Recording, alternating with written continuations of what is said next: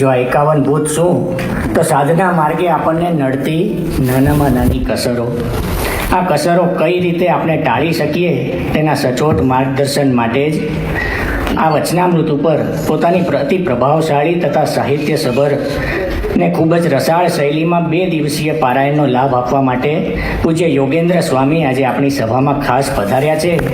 આપણે ફિલાડેલ્ફિયા મંદિરમાં તેઓનું હાર્દિક સ્વાગત કરીએ છીએ. આ પારાયણનો મુખ્ય વિષય લુકિંગ બિયોન્ડ ધ મિરર્સ છે.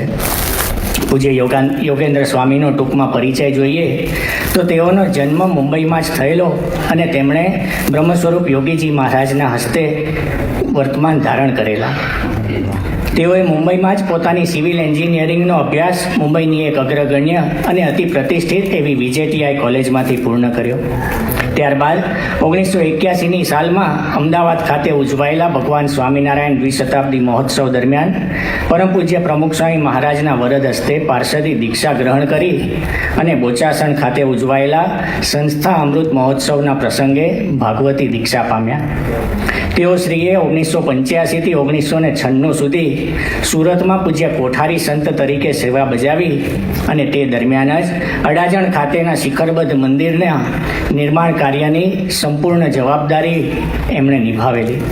ત્યારબાદ પોતે મુંબઈના સત્સંગ પ્રવૃત્તિના સંત નિર્દેશક તરીકે વર્ષો સુધી પોતાની સેવાઓ આપી અને આપણે મુંબઈના જે યોગી સભાગૃહના દર્શન કરીએ છીએ તેના નિર્માણ કાર્યની પણ બહુધા જવાબદારી તેમણે પોતે જ નિભાવેલી.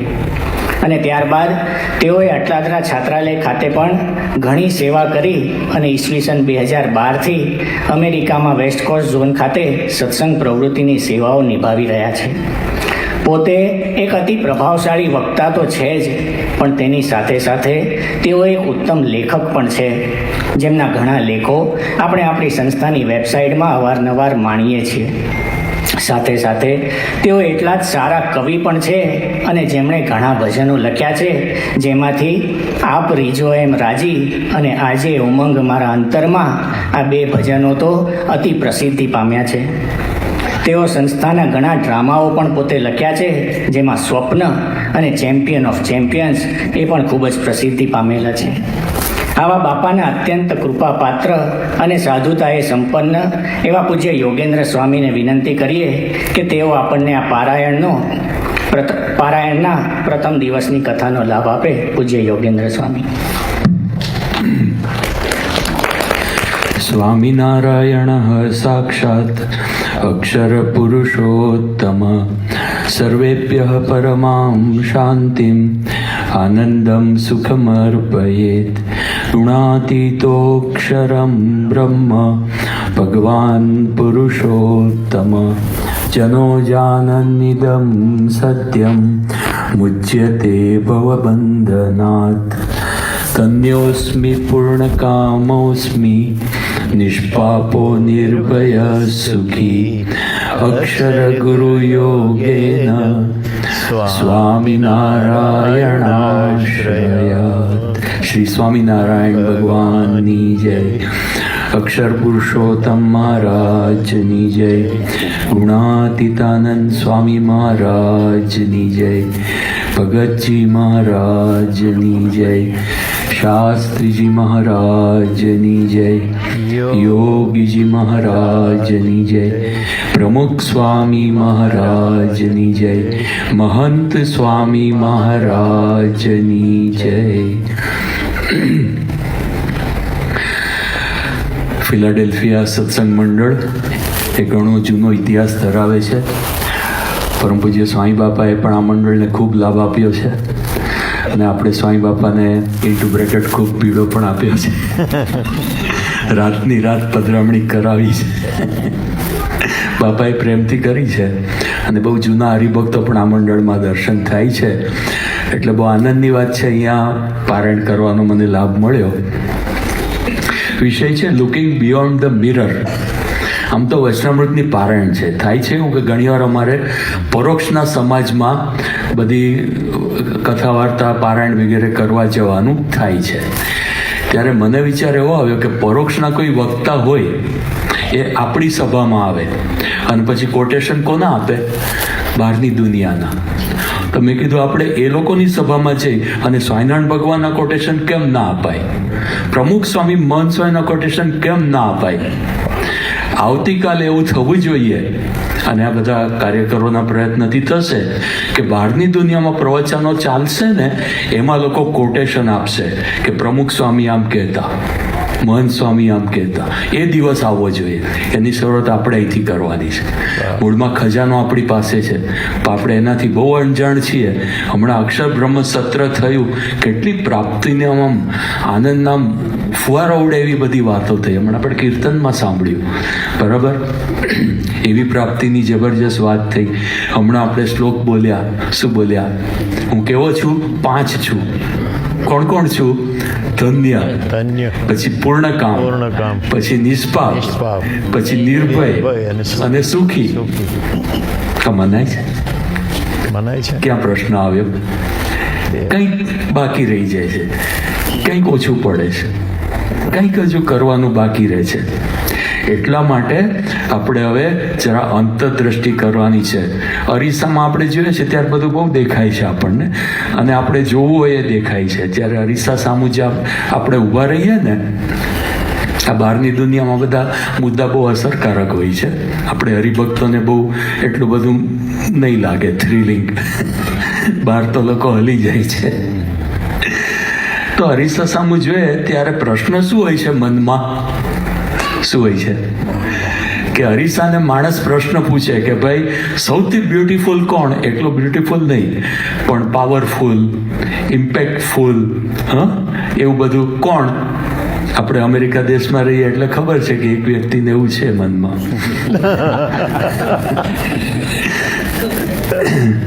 તો એનો જવાબ શું છે? એનો જવાબ બહારની દુનિયામાં શોધવો પડે એવો છે. જવાબ બહુ ક્લિયર છે. કોણ છે? આ જ પ્રશ્ન છે. આ જ પ્રશ્ન છે કે જેના લીધે કરીને આપણે આ પ્રાપ્તિ જબરજસ્ત વાતો થઈને ત્યાં સુધી પહોંચતા નથી ને. એનું કારણ આ છે કે અરીસામાં બાપા નથી દેખાતા, અરીસામાં આ દેખાય છે. એટલા માટે તો હવે જ્યારે માણસ એમને એમ પોતાની તરફ જોતા જોતા આગળ વધે ને, જમાનો આગળ વધ્યો. પહેલા અરીસા નહોતા, પાણીમાં પ્રતિબિંબ જોતા, અરીસા આવ્યા. પછી ધીમે ધીમે ટેકનોલોજી આગળ વધી તો ફોન સુધી પહોંચ્યા. ફોનનો ઉપયોગ બેઝિક શું હતો કે ભાઈ વાતચીત કરવી. હવે એ સાઈડમાં રહી ગયું અને ઉપયોગ બીજો વધી ગયો. એમાં સૌથી એક એક્ટિવિટી ફોનમાં ફેવરિટ બધાની કઈ છે ખબર છે? સેલ્ફી લેવાની. જો કે હજારોની સંખ્યામાં સેલ્ફી લે છે, કોઈ દી જોતાય નથી, જોવાનો ટાઈમે નથી. સેલ્ફીની અંદર માણસ શું લે છે શું ખબર છે? એના માટે નથી લેતો કે વાતાવરણ શું છે, પ્રસંગ શું છે, આજુબાજુ કોણ છે, કોના માટે લે છે? એમાં હું ક્યાં છું, હું કેવો છું, હું કેવો લાગુ છું. એટલા માટે આ માણસ દુનિયામાં જીવન આવી રીતે જીવી રહ્યા છે. બહારની દુનિયામાં પ્રવચનો અમે કરીએ ને ત્યારે કહીએ કે તમે આટલું રિયલાઇઝ કરો કે આ જ આપણી ભૂલ છે તો તમે બહુ આગળ વધી જશો. આપણે તો જો કે આ બાબત તો થોડા આગળ વધી જ ચૂક્યા છીએ. પણ હવે પ્રશ્ન શું થાય છે કે એમને એમ અભિમાનમાં ને અભિમાનમાં આગળ વધતો જાય. એટલે ભાઈ શું કરે છે? By humiliating everybody, by opposing everything, by arguing with anybody and everybody, people think that they will look superior. આ રસ્તો છે. હરિસામ જોઈને અભિમાન કરવાનું કે હું, એ રસ્તો છે. વિચાર કરવાનો કે આ હુંની અંદર શું બાકી છે, એ ઉમેરીએ તો ખરેખર આવું થવાય. હવે આ જે પાવર પોઈન્ટ છે અહીંયા હું આપીને જ જઉં છું, એટલે અહીંથી તમને પછીથી એ મળશે. પણ ચાલુમાં કોઈને પિક્ચર્સ લેવો હોય તો લઈ શકે છે, કંઈ કોપીરાઇટ નથી આમાં. તો આપણા ઋષિમુનિઓએ આ જ વાત કરી છે.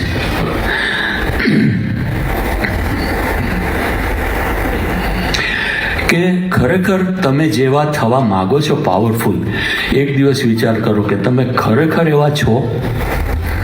તમારા ઘરમાં કોઈ પૂછે છે, તમારા ગામમાં પૂછે છે, તમારા દેશમાં પૂછે છે, આખી દુનિયાને સલાહ આપે. તો આપણા ઋષિમુનિઓએ આ જ વાત કરી છે કે દેવોના રાજા ઇન્દ્ર, દાનવોના રાજા પુરંજન, એ બંને પ્રજાપતિ બ્રહ્મા એટલે કે ભગવાન પાસે ગયા અને કહે છે કે અમને આત્મજ્ઞાન આપો. ત્યારે પેલા કહે છે કે તમે પેલા 32 વર્ષ બ્રહ્મચર્ય પાળીને મારી સાથે રહો. 32 વર્ષ પૂરા થયા પછી કે હવે શું છે કે તમે એકબીજાની આંખ સામું જુઓ અને જે દેખાય છે તે આત્મા. તો આંખની અંદર આત્મા એટલે કે શરીરને પણ આત્માને જોવાનો હતો. પણ એની બદલે એ લોકોએ શરીર જોયું. તો પેલો જે દાનવ હતો પુરોચન, એના મનમાં શું થયું કે સામે તો મારું જ પ્રતિબિંબ દેખાય એટલે હું જ છું આત્મા, ધેટ્સ ઇટ. અને તો ચાલ્યો ગયો. અને પછી કહે છે કે ફરતો ફરતો પછી વેસ્ટમાં નીકળ્યો અને આખો પહેલાં એશિયા ખંડ ક્રોસ કર્યો, પછી દરિયો આવ્યો એ ક્રોસ કર્યો અને સામા કિનારે આવ્યો. પછી ફરતો ફરતો એક સિટીમાં આવ્યો જેનું નામ PH થી શરૂ થતું હતું. એટલે એના વંશજો છે બધા, આપણે નથી. ઇન્દ્ર કહે છે કે આને આત્મજ્ઞાન કહેવાય નહીં. એટલે કે ના, કે તમે મન કંઈક બીજું બતાવો. તો કે જા બીજો 32 વર્ષ જા પાછો. તો બીજા 32 વર્ષ પાછું એને બ્રહ્મચર્ય પાળીને રહ્યો. હવે તો કહે છે કે તું પાણીમાં પ્રતિબિંબ જો. માજી પોતાનું જ દેખાયું. તો કે આ તો કંઈ આત્મજ્ઞાન છે નહીં, જા બીજા 32 વર્ષ, ત્રીજો રાઉન્ડ. અને 96 વર્ષ થઈ ગયા પછી હવે તો કે સ્વપ્નમાં દેખાય છે એ. તો કે ભાઈ સ્વપ્ન તો બધું ટળી જાય છે, આપણને કંઈ બહુ યાદ નથી. સારું છે ભગવાનની દયાથી યાદ નથી, નહીં તો ભારે પડી જાત. પછી બીજા 5 વર્ષ તપ કરાવે છે એની પાસે. કુલ 101 વર્ષનું તપ પૂરું થાય છે. ત્યારે પછી કહે છે આત્મજ્ઞાન એને આપે છે અને કે સુખનું મૂળ અહીંયા છે. આપણે આપણી જાતને ઓળખો.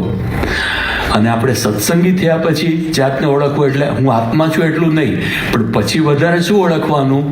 ધન્યોસ્મી પૂર્ણકામોસ્મી નિષ્પાપો નિર્ભય સુખી. કેવળ આત્મા નહીં, આત્મા એટલે આવો આત્મા બ્રહ્મરૂપ. એ નથી થયું ત્યાં સુધી કસર છે, અને કસર છે તો કસર ટાળવી પડશે. એના માટે આપણે આ 2 દિવસ કાઢવાના છીએ. તો આત્મજ્ઞાન આ વસ્તુ છે, એ અચીવ આપણે કરવાનું છે.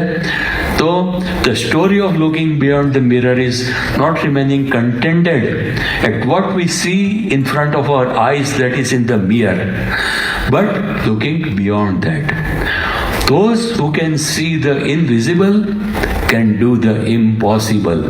આ જેણે સૂત્ર બનાવ્યું છે બહુ અદ્ભુત બનાવ્યું છે કે જે નથી દેખાતું એ જોવાની કોશિશ કરીએ ને તો આપણે બહુ અશક્ય કામો શક્ય થાય. આપણને આત્મા નથી કે દેખાતું, એથી વધારે તો આપણા દોષો નથી દેખાતા. એ ઓળખવાની કોશિશ કરીએ ને અશક્ય કામો શક્ય થાય. Those who want to look great, look into the mirror. But those who want to become great, look beyond the mirror. Today, let us try to look beyond the mirror and ponder. ખાલી જોવાનું નહીં, વિચાર પણ કરીએ. તો એની આ વાત છે. એના માટે આપણે એક સુંદર વચનામૃતનો આધાર લીધો છે, જે છે ગઢડા મધ્યનું 45મું વચનામૃત. તો એ આપણે જોઈએ, જેનું ટાઇટલ છે 51 ભૂતનું ટોળું કાઢવાનું.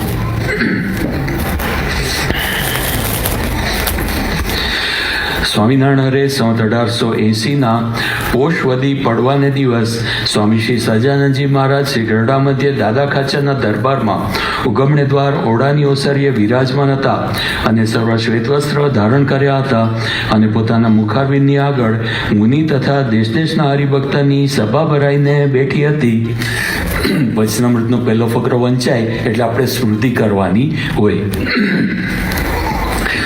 સ્મૃતિ તો કરીએ, આમ તો મહારાજની કરીએ, સ્વામી બાપાની કરીએ, બધી સ્મૃતિ કરીએ.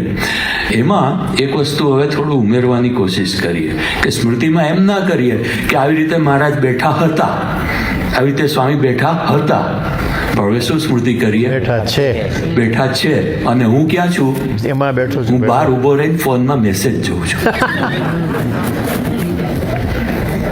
અનફોર્ચ્યુનેટલી હું અંદર છું અને હું સૂઈ નથી ગયો. પછી કથા એવું છે ને, કથા અમૃત એટલે બધા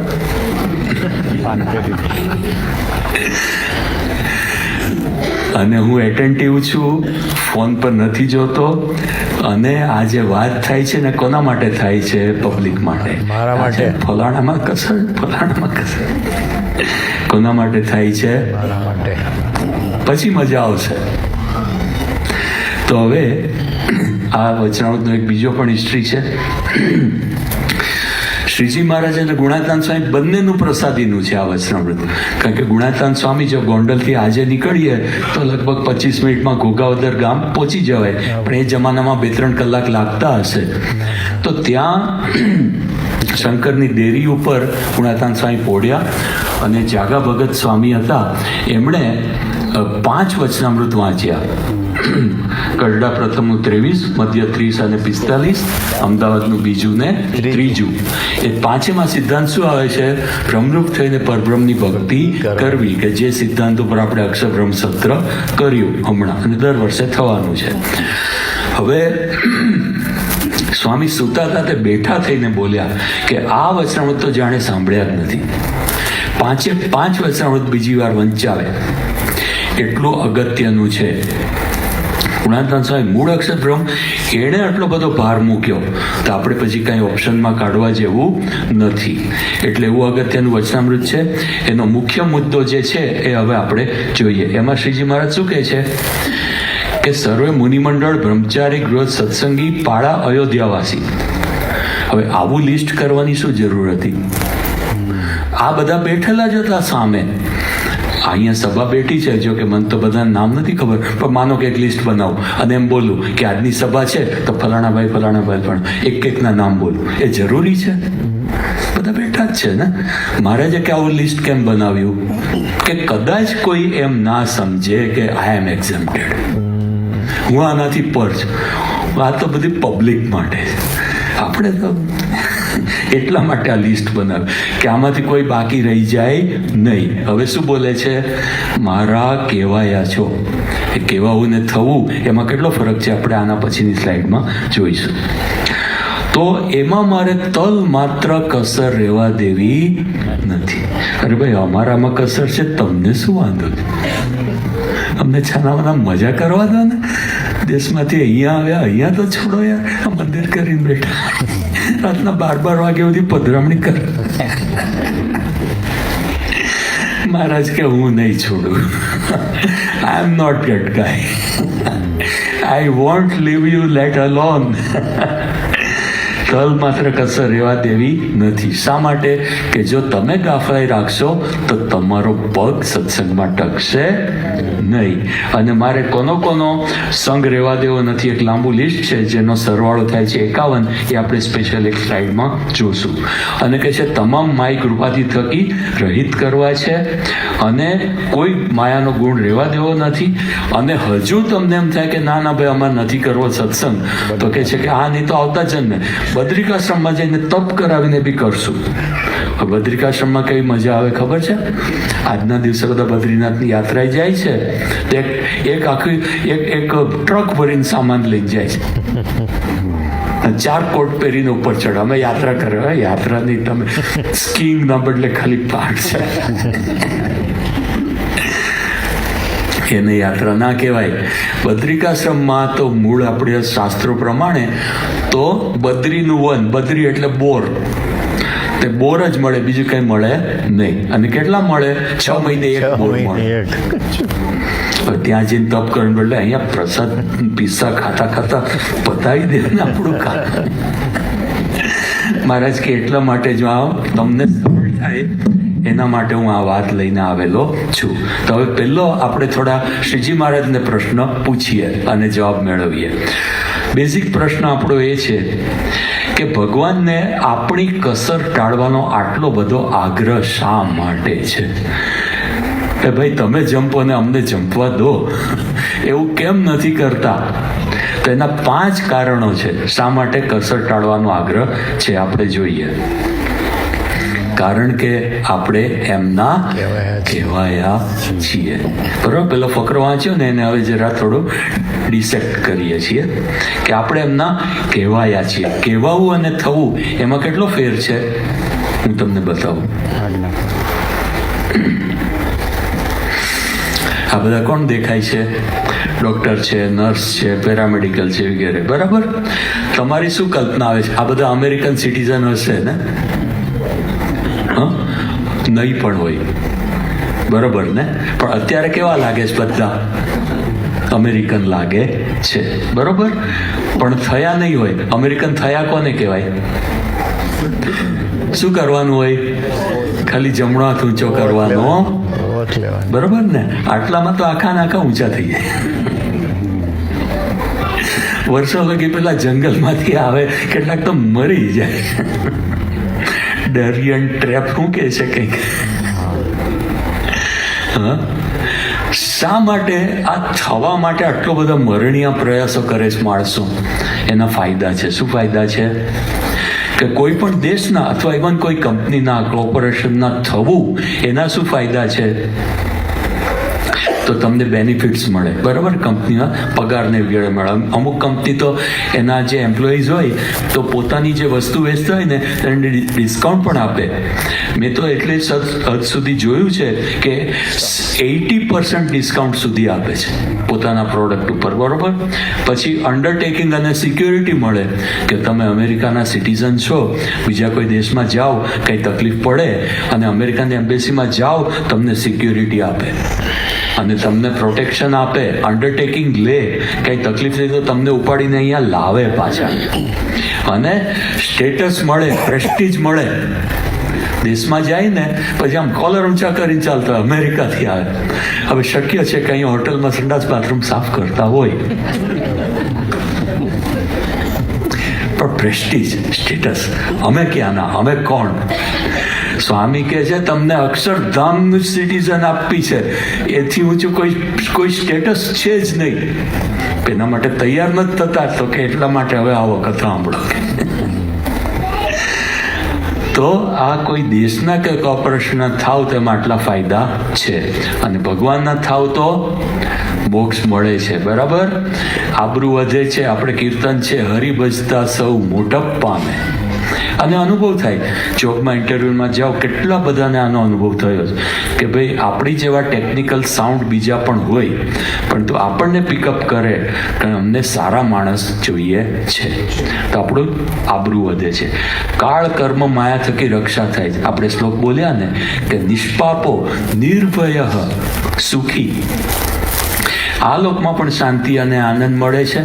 હવે જો આપણે જે સત્સંગી છીએ, નિયમો પાડીએ છીએ, ઘર સભા કરીએ છીએ, તો બરાબર છે, થોડું મનોરંજન આપણે ઓછું કરીએ, કંઈ સિનેમા વગેરે નથી કરતા, તો એની સામે આપણને આનંદ કેટલો મળે. લોકોના ઘરમાં કેટલી અશાંતિ છે અને આપણને કેવું સારું છે, તો એ થાય છે. અને છતી દેહે અને દેહ મૂક્યા પછી પણ સુખ મળે છે. તો હવે લોકોને એટલું સમજાઈ ગયું કે અમેરિકાની સિટીઝનશીપમાં લાભ છે, તો આટલી મહેનત કરીને દોડ્યા આવે.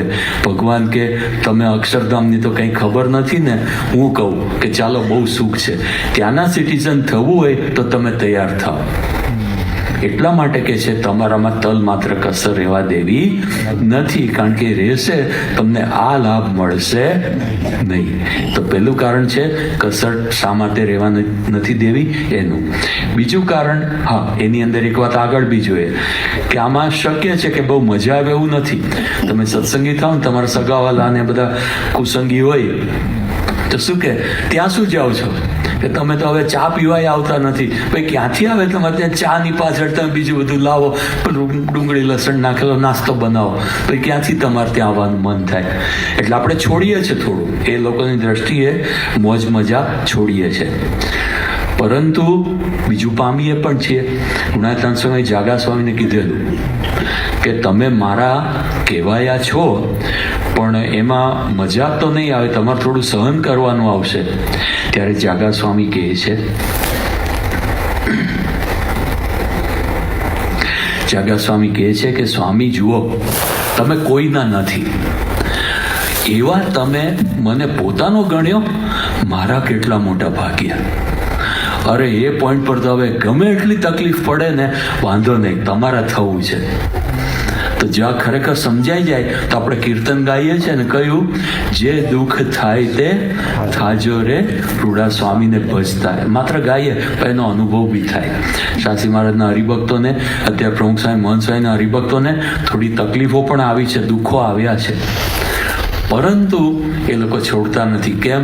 એ સમજ્યા છે કે એમના થવું બહુ મોટી વાત છે, તો એટ એની કોસ્ટ એમના થવા જેવું છે. ખરેખર તો હકીકત કેવી છે? અનંત કોટી બ્રહ્માંડો છે, આપણે નથી કહેતા, વૈજ્ઞાનિકો કહે છે, એની જેમને ગણતી નથી એવા શ્રીજી મહારાજ આપણી વચ્ચે આવીને બેઠા. બરોબર? અને પાછા આપણને પોતાની પાસે બેસવા દીધા. હવે બહુ મોટા માણસ હોય, આપણે જઈ શકીએ? આ પ્રેસિડેન્ટ પેલા પ્રોગ્રામ કરે, આપણે નજીક જઈ શકીએ? એનો પાસ લઈએ, કેટલું ડોનેશન આપે ત્યારે એનો પાસ મળે. બરાબર? આપણે શું સાધન કર્યા ને અહીંયા બેસવાની જગ્યા મોટા મોટાને નથી મળતી, આપણને મળી ગઈ.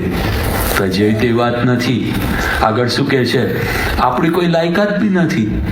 વિષય વાયુ વડે તરણ જેમ ઉડતી, માવજી મેરુને તુલ્ય કીધી. આપણે તણકલા જેવા, આપણે હિમાલય જેવી મોટા પધારી તો આપણને બોલાવે, ઓહો તમે તો બહુ મોટા. તો કેવી મોટી વાત છે. એ પોઈન્ટ પર આ એક થીમ સ્વામી બાપાને બહુ ફેવરિટ, કે ક્યાં કીડી અને ક્યાં હાથી. બરોબર? આપણે કીડી જેવા હાથી તો થઈ શકવાના નથી, પણ હાથી કીડી જેવો થઈને આપણી વચ્ચે આવીને બેઠો છે. તો સ્વામી બાપા આપણને જો મારા ગણતા હોય તો આપણા તો બહુ મોટા ભાગ્ય છે. તો એટલા માટે સ્વામી કહે છે, એટલા માટે જ હું તમને આ બધું કરાવું છું. તો આ પહેલું કારણ હતું. બીજું કારણ, આપણી કસર ટાળવાનો આટલો બધો આગ્રહ શા માટે? તો કે છે તેઓ આપણી ક્વોલિટી ઊંચે લઈ જવા માગે છે. આપણે કેટલાક છે ને, તો પેલું યોગી બાપાનું સૂત્ર કે જ્યાં ત્યાં જેમ તેમ જેવું તેવું ચલાવી લેવું. તો કેટલાક આને ઊંધી રીતે અપનાવ્યું. સ્વામી કે નહીં, ક્વોલિટી ઊંચી લઈ જવા માગે છે. હવે તમે જુઓ, આ કંપનીઓ, આ કંઈક થોડા વર્ષ પહેલાંની વાત છે, એ વખતે પૈસાની રીતે આ લોકોનું જે વોલ્યુમ હતું એ અહીંયા બતાવેલું છે કે કેટલા ટ્રિલિયનની આ બધી કંપનીઓ હતી. બરાબર? માર્કેટમાં. હવે પ્રશ્ન પૂછીએ, how they are the world market Kings. શું એણે એવું કર્યું કે જેથી કરીને વર્લ્ડની માર્કેટમાં છવાયા? તો ક્વોન્ટિટી તો ખરી, પણ એકલી ક્વોન્ટિટી નહીં. શું કર્યું? Because they don't compromise the quality. Quality ઊંચી લઈ ગયા વસ્તુની, ત્યારે એ લોકો વર્લ્ડ માર્કેટમાં છવાયા. બરાબર ને? તો આપણે સત્સંગની અંદર પણ ક્વોલિટી ઊંચે લઈ જવાની. ઘણા વર્ષો પહેલા ધીરુભાઈ અંબાણી એ પોતે કહેતા કે જે જમાનામાં 5,000 રૂપિયા મોટો પગાર ગણાતો, એ જમાનામાં કહેતા કે મને ₹1,00,000 ઓછો માણસ પોસાય નહીં. આટલું આપવા માટે તૈયાર કેમ? કે એ માણસ ક્વોલિટી કામ આપે. એક બીજો તો પ્રસંગ બની ગયો. ત્યાં આગળ મુંબઈ નજીક એક ફેક્ટરીમાં બોઇલર ફાટ્યું. પછી એને એન્જિનિયરને પૂછ્યું, ઘણા માણસો મરી ગયા, નુકસાન થયું, કે ભાઈ તને ખબર ના પડી? તો કે ભાઈ હું જે કોલેજમાં ભણીને આવ્યો છું, તો ત્યાં છે તે અમને આવું શીખવાડવામાં આવેલું નહોતું. કે ભાઈ તું કઈ કોલેજમાં ભણીને આવ્યો, કઈ યુનિવર્સિટીમાં? એણે નામ આપ્યું. એ નામ હું નહીં આપું, કારણ કે શક્ય છે કે એમાંથી કોઈ અહીંયા આવ્યા હશે, પછી ખોટું લાગે. ત્યાર પછી ટાઈમ્સ ઓફ ઇન્ડિયામાં જાહેરાત આવે, જે જાહેરાત મેં પણ જોઈ છે, કે લોકો જોબનું ઇન્ટરવ્યૂ માટે જાહેરાત મૂકે ને, તો એમાં કહે છે કે ફલાણી યુનિવર્સિટીના સ્ટુડન્ટ્સ તે નીડ નોટ એપ્લાય. ક્વોલિટી જોઈએ ભાઈ, ટોળા ભેગા નથી કરવાના. એટલા માટે કસર નથી રહેવા દેવા માગતા. તો જેમ મોટા મોટા કોર્પોરેશનો આવું કશું ચલાવી લેવા માગતા નથી, તો મહારાજ સ્વામી, પ્રમુખ સ્વામી, મહંત સ્વામી એ આપણને આમ નંબર 1 બનાવવા માગે તો ચલાવી લેશે? નહીં ચલાવે. તો હવે ત્રીજું કારણ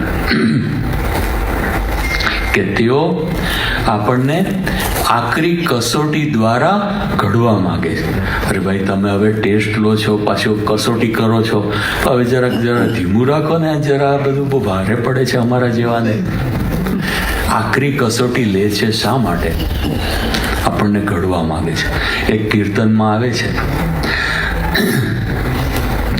કે પેલું આપણે ગાઈએ છીએ ને, જે દુઃખ થાય તે થાજો રે રૂડા સ્વામીને ભજતા.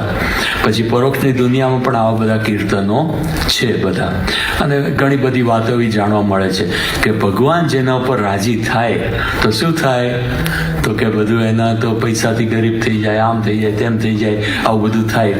તો કસોટી થાય. કસોટી કોની થાય? જે ભણવા બેસે એની થાય. બરોબર? અને સ્કૂલ કોલેજમાં જાય નહીં, અને તમે બહાર રોડ પર જોતા હશો રખડતા બધા, અને ડ્રગ્સમાં હોય, એની કઈ ટેસ્ટ લેવામાં આવે? જરૂરત નથી ને.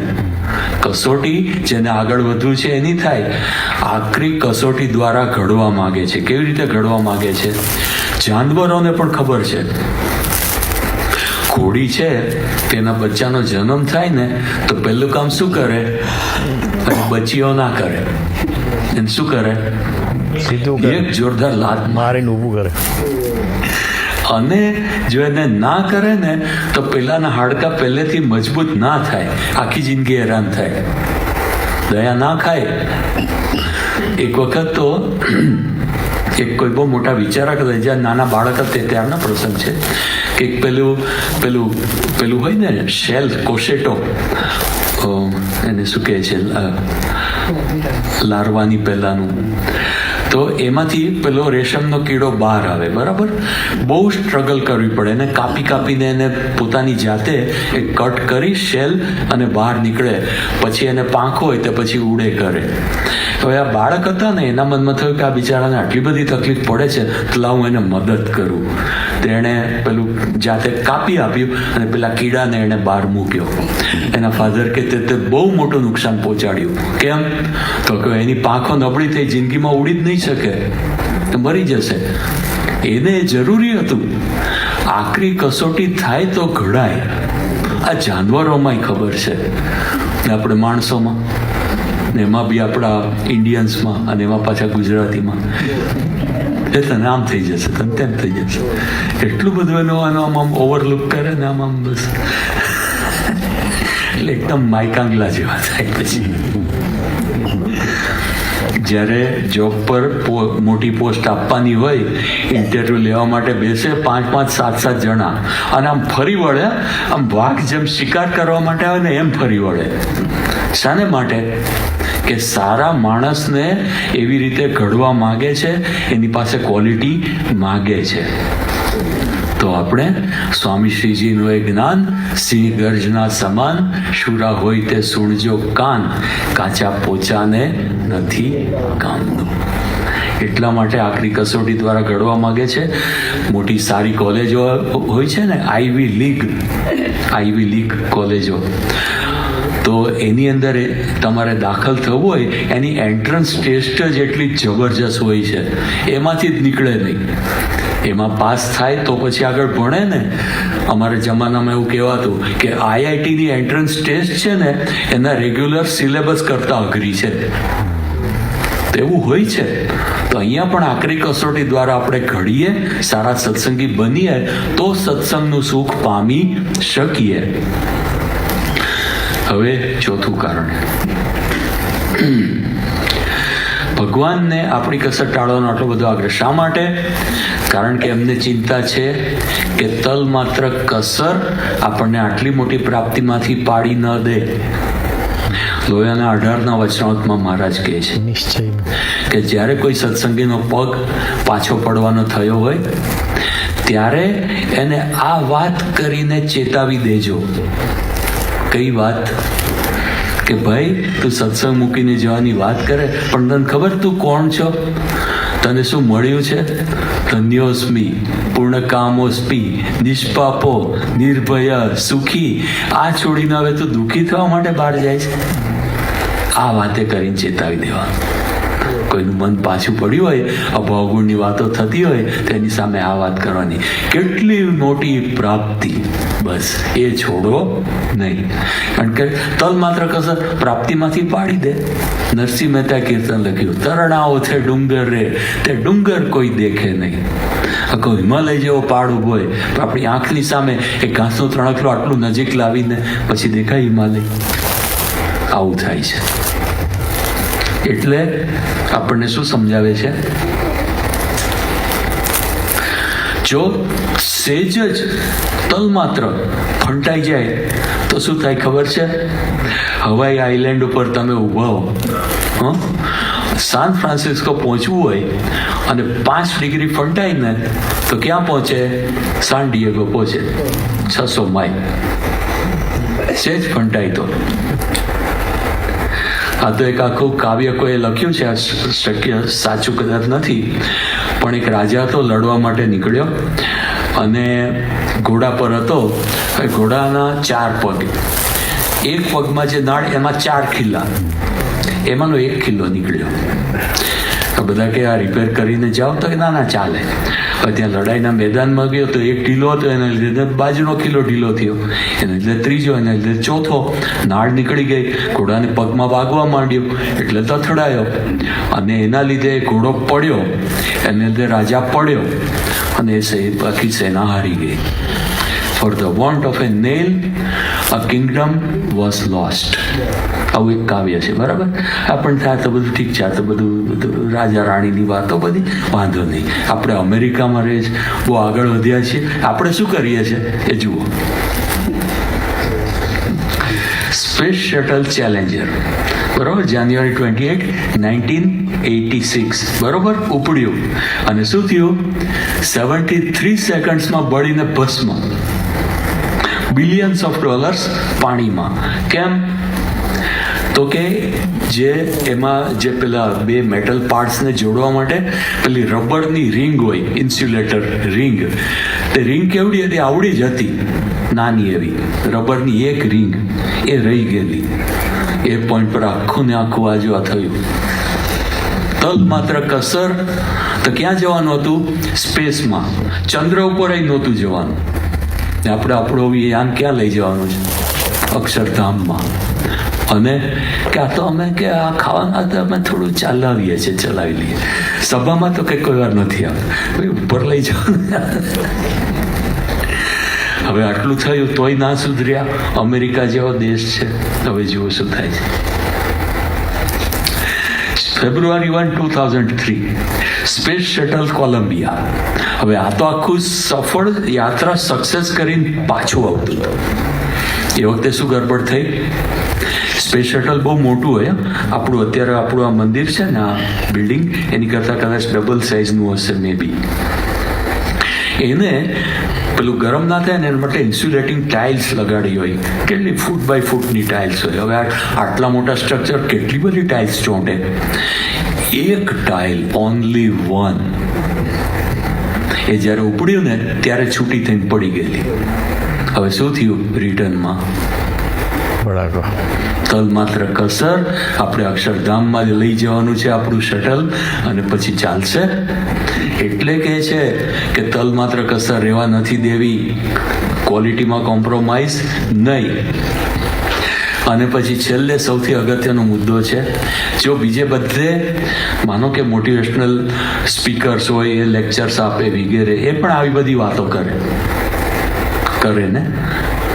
હવે એણે વાતો કરી, એ વાતો પૂરી થઈ પછી કોઈ આવીને એમ કે તમે આ વાત કરી પણ મારાથી આ થાય એવું લાગતું નથી. તેના અંતરમાં દુઃખ થાય કે જાન મર ને તું એવો જ છે જા. આપણને આ વાત કોણ કરે છે? શ્રીજી મહારાજ, પ્રમુખ સ્વામી, મહંત સ્વામી. એનામાં ને આનામાં અહીંયા આટલો ફેર છે, આટલો ફેર છે કે એને પોતાને ગમતું નથી. એને પોતાને દુઃખ થાય છે. એને થાય છે આ મારા છે, મારા જે કહેવાય, મારે તલ માત્ર કસર રહેવા દેવી નથી. તમારા દીકરા કે દીકરી હોય એ કંઈક થોડું આડું બરાબર ના કરતા હોય, તમને ગમે કે ના ભાઈ તમે આવું શું કરે છે? આવું ના કરવું. ઓલો કે મને વાંધો નથી, તો તને વાંધો નથી, મને વાંધો છે. અરે આવા નિસ્વાર્થ પુરુષ મળે ક્યાં? આ સ્વામી બાપા અહીંયા હમણાં આપણે વાત કરી, રાતના સવારે 4 સુધી પધરામણી કરી. શેને માટે? એને શું મળ્યું? કોઈ કહેતું હશે ડોનેશન. ચાલો, ડોનેશનમાંથી એણે શું કર્યું? એ તો મંદિરો બનાવે, પોતાનો રૂમ બનાવે, પોતાના માટે કંઈ વપરાશની વસ્તુ બનાવી, કંઈ ખાવા પીવાનું હાથે. કેટલા નિસ્વાર્થ પુરુષ! કાંઈ પડી નથી એને. પેલા સ્વામી બાપા માટે જે પેલું બનાવેલ સંત પરમ હિતકારી, એમાં પંક્તિ આવે છે, જે લોક ભોગ તજીને નિસરે તેને શું અર્પણ કરીએ, કોઈ વસ્તુ નહીં જીવનમાં, અલમસ્ત રહે હરિના રંગમાં. અરે એ માત્ર પોતાને જે ભગવાનનું સુખ એને તો આવે જ છે, એ સુખમાં મસ્ત રહે અને પછી હિમાલયમાં જંગલોમાં જતા રહે મસ્ત આમ, એવું નથી કરતા. એ બધું છોડીને આપણી વચ્ચે આવે છે અને પાછા આપણે એને કેવી ટ્રીટમેન્ટ આપીએ છીએ? સારી ટ્રીટમેન્ટ આપીએ છીએ. તમે જીવન ચરિત્ર વાંચો, શ્રીજી મહારાજનું, ગુણાતાન સ્વામીનું, આ પ્રમુખ સ્વામી સુધી બધાનું વાંચો. કેવા મહાન પુરુષ હતા અને આપણે એને ટ્રીટમેન્ટ કેવી આપી? કરો વિચાર. કેટલો ભીડો આપ્યો, કેટલું ના માન્યું, કેટલું મંદાર્યું કર્યું, કેટલા એને દુખવ્યા, તેમ છતાં એણે આપણને છોડ્યા નહીં. આ પ્રાપ્તિની વાત આ છે. પ્રાપ્તિ થઈ છે તો થઈ છે, પણ હવે આપણે આવા છીએ તેમ છતાં આપણને છોડતા નથી. આવી પ્રાપ્તિ ક્યાં થાય? એમનાથી સહન નથી થતું. હવે એના પ્રસંગો કહું તમને. પ્રમુખ સ્વામી મહારાજ હતા. હવે ત્યાં બધા યુવકો કિશોરો બધા બેઠેલા અને કંઈક નિયમ લેવાની વાત હતી.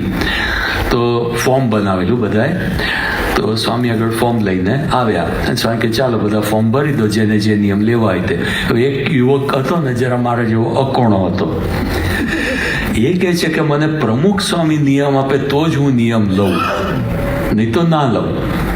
બધા કે અરે સ્વામીને ભીડો પડે હાથે, આપણે આટલા બધા છીએ, બધા એમ કરે તો ક્યાં પહોંચે? તો કે હું તો નિયમ લઈશ જ નહીં. અને પછી તો એવું થયું કે આખી સભાએ બધાએ નિયમ લીધા, એક જ બાકી. બધા કે હવે તને છોડીએ કે? તો સ્વામીને ફરિયાદ કરી કે આ નથી લીધો. સ્વામી કે કેમ નથી લેતો? સ્વામી એ કહે છે કે સ્વામી કે આપ આપો તો જ નિયમ લે. સ્વામી કે લાવ હું આપું. અરે સ્વામી એવી તકલીફ ના લો, બીજા બધા આવશે. સ્વામી કે ભલે આવે, આ નિયમ લેતો હોય તો હું તકલીફ લઉં. કે સ્વામીએ ફોર્મ હાથમાં લીધું. પછી સ્વામી ભરવા માંડ્યા, આ તારે કરવાનું, આ નહીં કરવાનું, આ તે બધું. હવે તો પેલો ફસાઈ ગયો. હજુ ચાલાક હતો આપણી જેવો. એ કે સ્વામી એમ નહીં, તમે સહી કરી દો તો હું માનું કે તમે આપ્યું. આટલા બધા સાક્ષી છે આપ્યું. બહુ તૈયાર હતો. સ્વામી કે સહી કરી દો, લાવ તું નિયમ લેતો હોય તો હું આટલું કરવા તૈયાર. હવે તો પેલાને પાસે ઉપાય હતો નહીં. જોકે તો સત્સંગી પાકો હતો ને નિયમ લેવાનો જ હતો. આ તો જરા હસી મજાક જેવું હતું. હવે બધા કે જો હવે જો તે નિયમ તોડ્યા ને તો તારે ઉપવાસ કરવો પડશે, કારણ કે બાપાએ સાક્ષાત નિયમ આપ્યો છે. ત્યારે સ્વામી બાપા શું બોલ્યા છે? સ્વામી કે નિયમ તોડે ને તો એણે નહીં, મારે ઉપવાસ કરવો પડશે. ધીસ ઇઝ પ્રમુખ સ્વામી, ધીસ ઇઝ મહંત સ્વામી. આ પ્રાપ્તિ થઈ છે. અરે કોઈ લાવો દુનિયામાં આવા નિસ્વાર્થ માણસ અને આપણા માટે આટલી બધી મહેનત કરે, તો એ આ વાત સમજવાની છે. આ પ્રસંગ જીવન ચરિત્રમાં આવે છે. જો તમે ધ્યાનથી વાંચ્યું હોય તો તમને યાદ આવશે કે આવી વાત આવે છે. બીજો પ્રસંગ, એક યુવક હતો, એનાથી કંઈક ભૂલ થઈ અને પછી પાછો પસ્તાવો પણ થયો અને પછી ત્યાં બાપા આગળ એ મળવા આવ્યો અને પછી સ્વામી આગળ કહે છે કે બાપા મને બહુ દુઃખ થાય છે. તે સ્વામી બાપા શું બોલ્યા? સ્વામી કે તને બહુ દુઃખ થાય છે? સ્વામી કે તને દુઃખ થાય છે ને એના કરતા વધારે દુઃખ અમને થાય છે. સ્વામી બાપા લંડનમાં હતા, ડૉક્ટર આઈકેના દીકરા હરીશભાઈ. તો એની બધી વાત થઈ. તો એ તો હવે નેચરલી હરિભક્તો બાપા આગળ તો બધી વાત કરે, પોતાના વ્યવહારની બધી વાત કરે, પૂછતા હતા. પછી સ્વામીએ બધું માર્ગદર્શન આપ્યું, ખૂબ સારી રીતે, બહુ ઊંડાણપૂર્વક માર્ગદર્શન આપ્યું. બધું પૂરું થયું ત્યારે પછી પેલા ડૉક્ટર આવી કે પાછા આ તો આપણે હરિભક્ત ટ્રસ્ટી કે સ્વામી તમે અમારા માટે આટલો બધો ટાઈમ કાઢો, અમારી પાછળ આટલી બધી મગજમારી કરો, તો જરૂર નહીં, હવે અમે જે બધું કરશું અમારું જવા દો ને. હવે સ્વામી કે ના, હરીશ જેમ દુનિયાની રીતે તમારો દીકરો છે એમ આધ્યાત્મિક રીતે અમારો દીકરો છે. એટલે જેમ તમે એનું ધ્યાન રાખો ને એમ અમારે પણ એનું ધ્યાન રાખવું પડશે. હમણાં અક્ષરબ્રહ્મ સત્ર કોણે જોયું? એટલે લાઈવ નહીં તો પાછળથી પણ કોણે જોયું? ચાલો, ઘણા બધાએ જોયું. જેણે નથી જોયું ને એણે, let me tell this very frankly, કે બહુ મોટી ભૂલ કરી છે. હજુ પણ જોઈ લેજો, યુટ્યુબ પર બધું અવેલેબલ છે. બરોબર છે. હવે આ અક્ષરબ્રહ્મ સત્રમાં વાત આવી. એક યુવક હતા, હવે એનું નામ તો મને યાદ નથી, બારોટ હતા કોઈ, બરોબર. એના લગ્ન માટે સ્વામીએ કેટલી મહેનત કરી છે. સારંગપુરનો પ્રસંગ. આવા તો કેટલા પ્રસંગો છે. રાવ એટલે બારોટ હતા. આવા કેટલા પ્રસંગો છે. સ્વામીએ હરિભક્ત બીમાર હોય, ધામમાં જવાના હોય, કેટલા પ્રસંગો તમે જોયા હશે. તો કે છે કે ફલાણા દિવસે ફલાણી તારીખે આટલા વાગે ધામમાં જશે. પ્રસંગ જોયો કે નહીં? કે બપોરે હવે એને તો ભાન જતું, એ પણ પાછા બારોટનો જ પ્રસંગ છે. એ આપણે ભૂપેન્દ્રભાઈ રાવ, વડોદરા લગભગ. તો હવે એનો દીકરો ને દીકરાની વહુ, તો બપોરે એ તો ક્યારનું આમ એનું ભાન તો જતું જ રહ્યું, આમ બોલે ના બોલે એવી ટાઈપનું ચાલતું હતું. 2 વાગ્યા અને પછી એને પૂછે છે કે તમે કહેતા હતા આજે ધામમાં જાઓ? તો કે હા. તો ક્યારે? તો કે 2:30 વાગે. આમ બીજું બોલી નથી શકતા, આટલું બોલે છે. એને ભાન હતું જ ને, આંખો ખુલે નહીં, આ તે. પછી કંઈક દવા આપી, પાણી આપ્યું. પછી આણે વર્ણન કર્યું છે, 2:25 પાણી આપ્યું 1 ચમચી, પછી આપ્યું બીજી ચમચી, અને પછી ત્રીજી ચમચી આપવા ગયા તો લીધું નહીં અને માથું ઢાળી દીધું. ઘડિયાળમાં જોયું, કેટલા વાગેલા? 2:30. આ નજરે દેખાય છે. આવી પ્રાપ્તિ છે કે સ્વામી હી ફીલ્સ કન્સર્ન. એને લાગે છે આ મારું છે, મારે આ કરવાનું છે, મારે આમાં સુધારો કરવાનો છે. આ મહંત સ્વામીને તમે તો નહીં જોયા, અમે તો જોયા છે યુવકમાં, મુંબઈમાં. અરે કોઈને નાનામાં નાની મૂંઝવણ, કોઈ સંતને, યુવકને, અમારા જેવાને. મહંત સાહેબ કલાકો લગી બેઠા છે અમારી સાથે. પેલા ગ્રીટિંગ કાર્ડ લખે, ખબર છે કેટલા બધા મારા જેવા લખ્યા છે, આમાંથી ઘણા ઉપર લખ્યા હશે.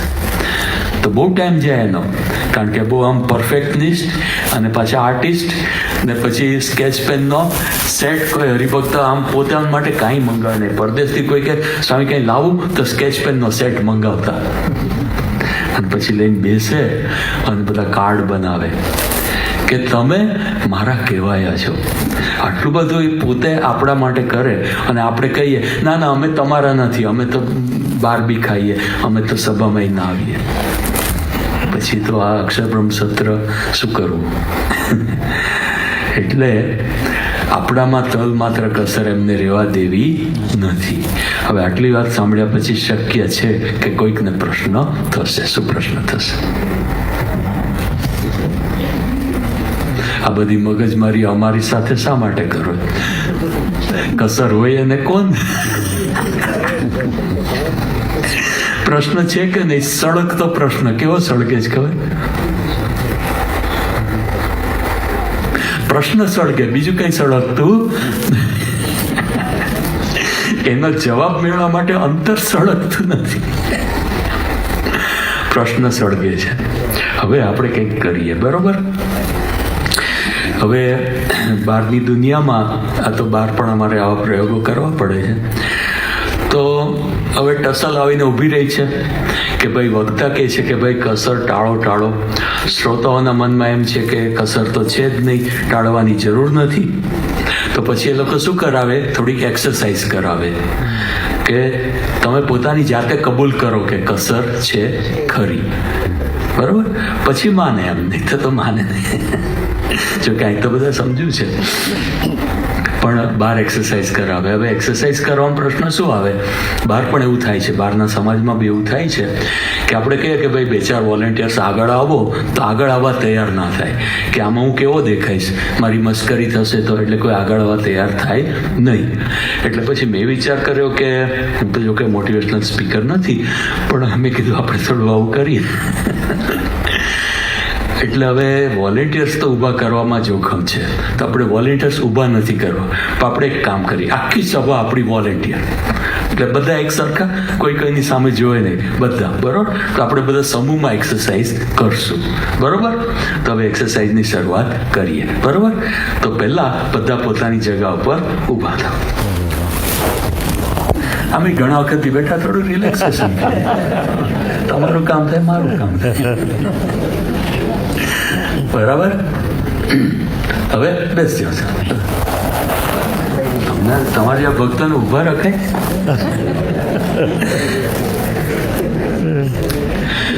તમને શું લાગે, એક્સરસાઇઝ થઈ એવું કંઈ લાગ્યું? એલર્ટ કરી દીધા. 2 એક્સરસાઇઝ થઈ.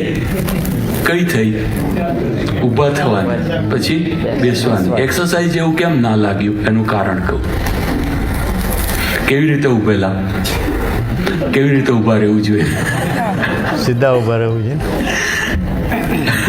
આપણી પરિસ્થિતિ છે કે નહીં? છે ને. કેટલાક તો જિંદગી પર આવા ઊભા રહે, રાંટા ને રાંટા ઊભા રહે.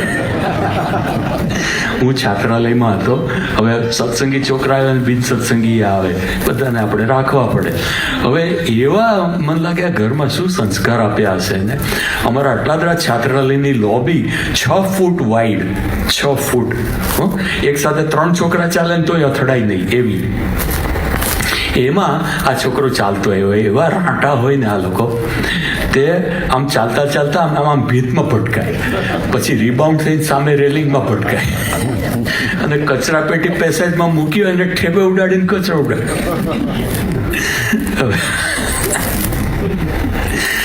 સરખા ઊભા રહેતા આવડતું નથી. કેવી રીતે ઊભા રહેવું જોઈએ અને કેવી રીતે ઊભા રહે છે, આ જુઓ. આ બધું તો આનો અર્થ શું થાય છે? આપણને સરખા રીતે ઊભા રહેતા આવડતું, બરોબર ને? કસર છે ને. પછી હવે બેઠા, સરખા બેસતા આવડે? કેવી રીતે બેસવું જોઈએ અને કેવી રીતે બેસે છે, આ જુઓ. ઘણી વાર આમાં ફિઝિયોથેરાપિસ્ટ હશે, કોઈ હશે આમાં. હવે આપણને તકલીફ થાય ને, આપણે એને બોલાવે, આપણને ટ્રીટમેન્ટ આપે, એ છે ને આપણા પર હસતા હોય અંદર ખાને.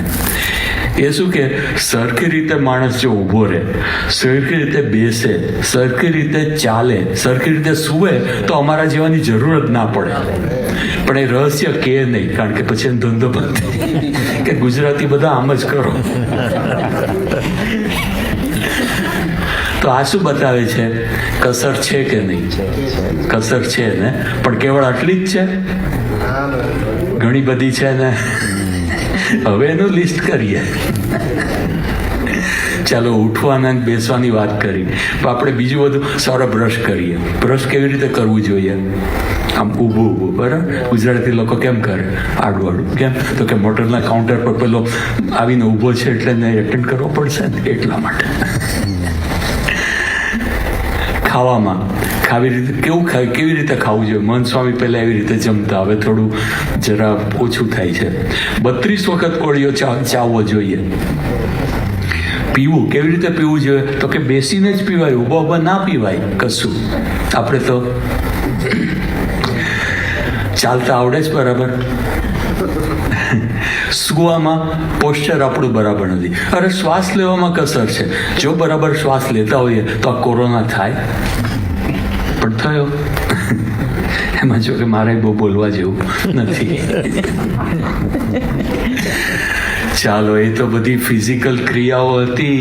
હવે આગળ વધીએ કે ચાલો જોઈએ છે બરાબર, કઈ તકલીફ હતી, ચશ્મા ચડાવ્યા, પણ જે જોવા જેવું હતું એ જુઓ છો કે બીજું બધું આડું? જો જોતા આવડતું એટલે આમ ફોકસ કરીને જોવાની વાત. શું જોવાનું?